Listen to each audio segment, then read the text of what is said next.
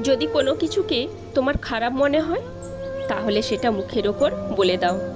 দরকার নেই খারাপ জিনিসকে মেনে নিয়ে ভালো সেজে বেঁচে থাকা।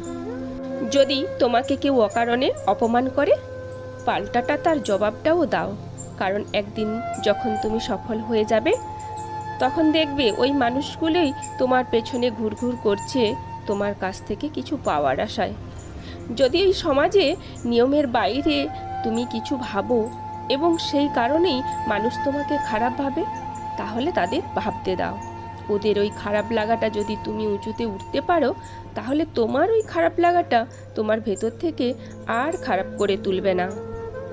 একটা কথা সবসময় মনে রাখবে, আজ যে মানুষগুলো সফল সেই মানুষগুলো একদিন সমাজের চোখে খারাপ ছিল।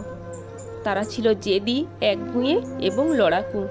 তারাও সমাজের কিংবা আত্মীয় বন্ধু বান্ধবের কথায় কান না দিয়ে পিছিয়ে না পড়ে এগিয়ে গিয়েছিল।